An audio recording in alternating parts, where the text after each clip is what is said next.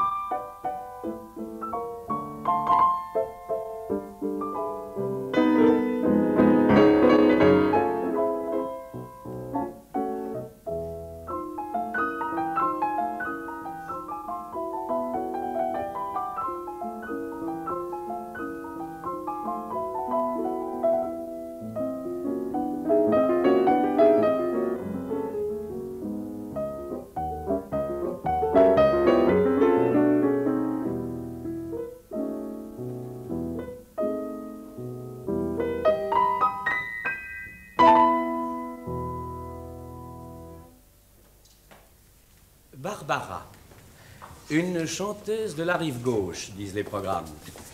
Et je m'excuse, mais n'y voyez surtout aucune allusion politique, mais je n'aime pas beaucoup cette définition de chanteuse rive gauche ou de chanteuse rive droite. Je pense qu'il y a les chanteurs qui ont du talent et ceux qui n'en ont pas.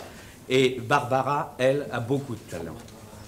Et je suis content de présenter Barbara, je suis content de faire sa connaissance aussi, car je ne la connaissais pas jusqu'à maintenant. J'ai fait sa connaissance l'autre jour grâce à la télévision. Vous savez que nous n'avons guère le temps de sortir et guère le temps d'aller au spectacle. Et Madeleine Renaud a fait installer dans sa loge au Théâtre du Palais Royal un appareil de télévision. Si bien qu'entre les actes, entre les scènes, nous bondissons dans la loge de Madeleine pour aller voir la télévision. Et c'est comme ça que l'autre jour, nous avons eu l'occasion, nous étions 5 ou 6 dans cette loge, à découvrir Barbara, qui vraiment nous a absolument enthousiasmés. Je suis donc ravi de vous la présenter, et comme elle vient d'enregistrer récemment un disque, je vais lui demander de nous chanter une de ses chansons.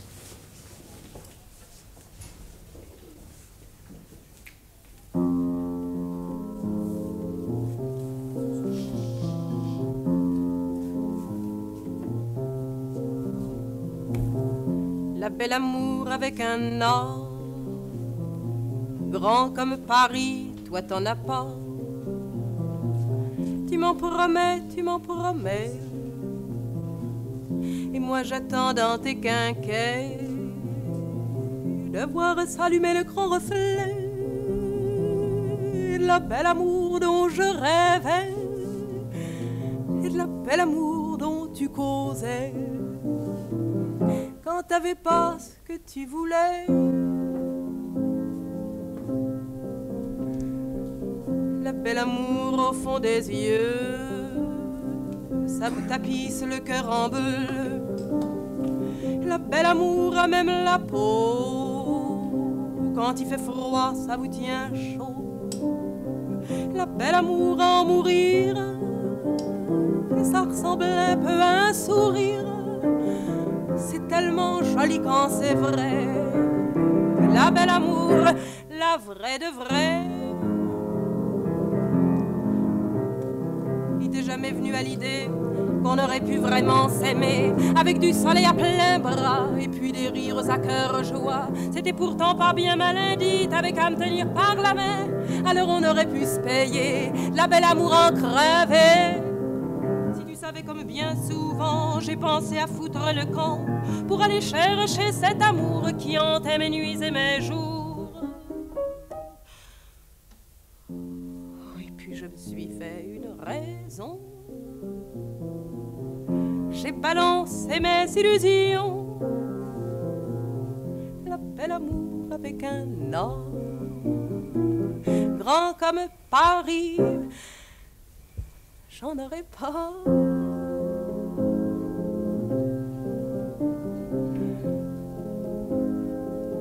De bel amour,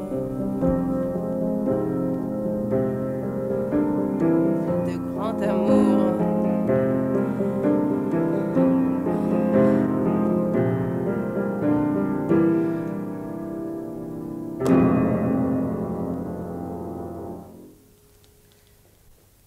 Paul Verlaine, dit par François Perrier.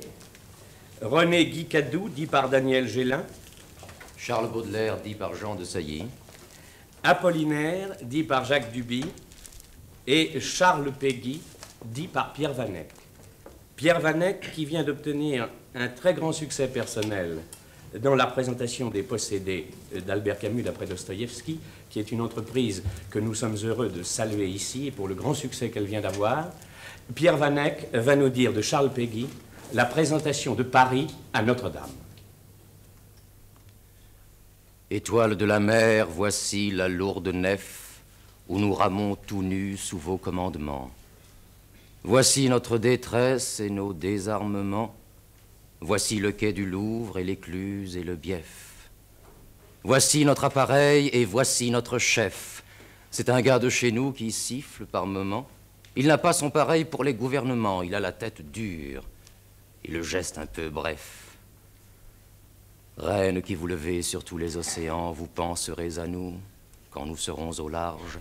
Aujourd'hui, c'est le jour d'embarquer notre charge. Voici l'énorme grue et les longs meuglements.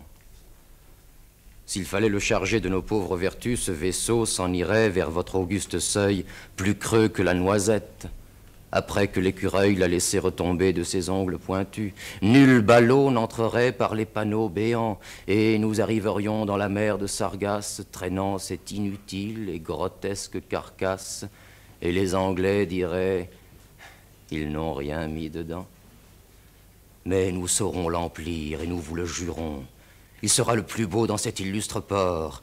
La cargaison ira jusque sur le plat-bord, et quand il sera plein, nous le couronnerons. Nous n'y chargerons pas notre pauvre maïs, mais de l'or et du blé que nous emporterons, et il tiendra la mer, car nous le chargerons du poids de nos péchés payés par votre Fils.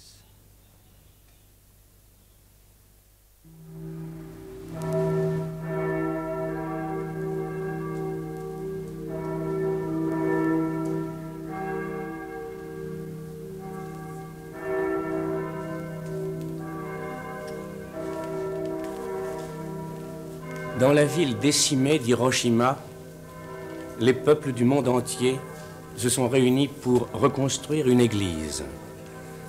Et c'est un jour à cette église que Wilhelm Kempff s'est rendu pour enregistrer un disque d'orgue.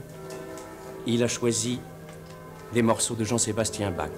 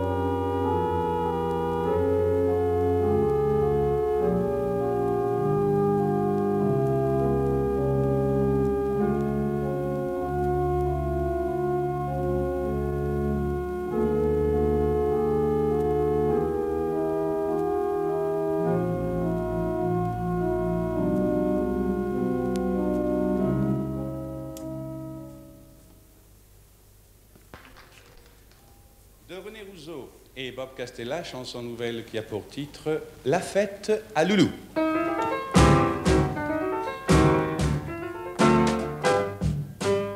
Qu'est-ce qui ne va pas? Dis-moi l'ami, on dirait vraiment que tu nous fuis. Nous sommes des copains quand on travaille, mais après le boulot, tu ne dis plus un mot. Viens casser la graine et boire un petit coup. Si t'as de la peine, tu oublieras tout. Nous faisons banquet chez la tante Agathe en bon compagnon. Il y aura du poulet, du gigot, de la tarte et puis du gorgeon. Tu verras Nénette qui a le cœur en or. Toute neuve et honnête, c'est un vrai trésor. Et sait-on jamais, peut-être qu'après vous ferez des projets. Viens avec nous, c'est la fête à Loulou. Écoutez, avouez qu'une émission de disque ne pouvait pas se faire sans que nous ayons avec nous Yves Montand qui nous souhaite bonne chance. Parce que, indiscutablement, Yves Montand, c'est dans ce domaine la perfection. Son tour de chant récemment, son récital au Théâtre de l'Étoile l'a prouvé, s'il fallait encore le prouver. C'est vraiment la perfection du chant, de la variété, aussi bien dans la chansonnette comique, gaie, que dans le chant dramatique. Je suis très heureux, Yves, que tu sois venu avec nous aujourd'hui. Et il y a une chose que je voulais te demander, parce que je pense que ça intéresse pas mal de spectateurs, c'est de savoir qu'est-ce que tu préfères au point de vue enregistrement de disques. Quelle est la formule que tu préfères? Est-ce que tu préfères enregistrer en studio ou est-ce que tu préfères l'enregistrement en public, comme ça a l'air de se faire beaucoup maintenant? Non, je trouve qu'il est beaucoup plus préférable de faire ça en public parce que peut-être on peut améliorer davantage en studio, mais oui. En public, il y a tout de même l'artiste. Ouais. Il est obligé d'y aller. C'est-à-dire que le public est là et il faut répondre aux exigences du public. Exactement. Et il y a une vérité, une sincérité que l'on perd malheureusement en studio, moi je trouve. Mais par contre, on peut techniquement le soigner davantage en studio. Oui, pas? bien Ça, sûr. vrai. Bien sûr, c'est Mais certain. si j'avais Mais à choisir, je prendrais plutôt, quels que soient les disques, quand cela se passe face au public. Mais oui, il y a tout de même un contact avec Bien le sûr. public qui est indispensable Bien sûr. pour la qualité d'une chanson. C'est ça. Et, mais comment cela se passe-t-il alors? Est-ce qu'on l'enregistre une fois pour toutes ou est-ce qu'on fait plusieurs enregistrements? Non. Ils font venir tout le matériel d'enregistrement, bien oui. sûr. On n'avertit pas le public. Ah, on ne l'avertit pas? Non, on ne le met public pas dans la croit confidence. Non, le public croit que c'est une émission... Différée. C'est ça, absolument. Alors, on enregistre, puis on écoute.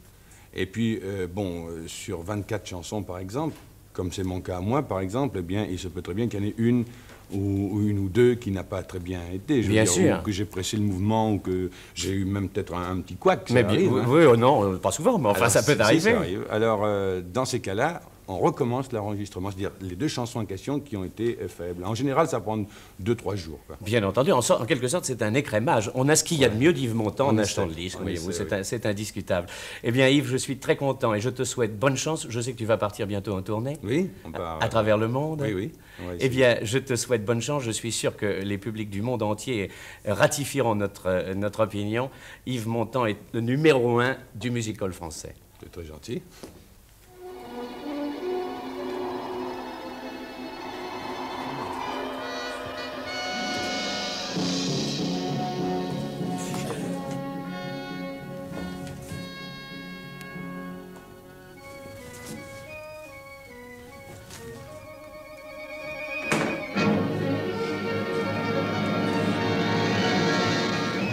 Une panique dans le monde du disque.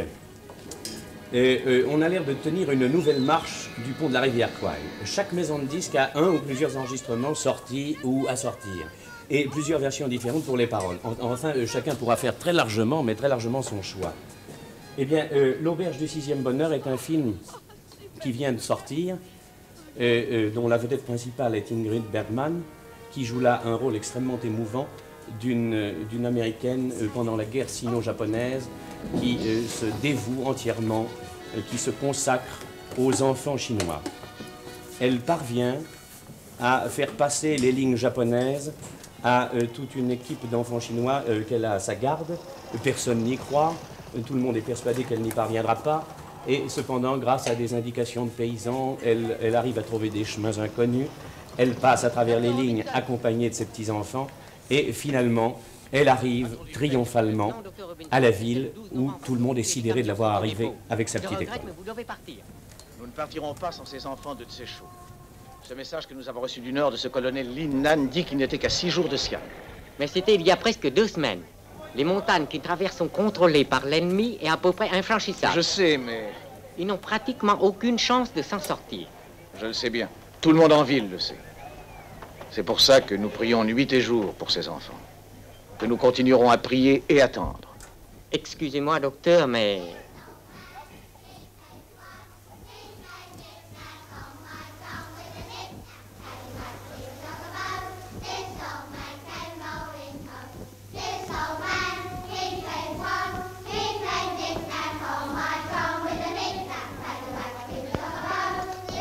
Ce sont les enfants, les voilà. Les enfants de Tséchou!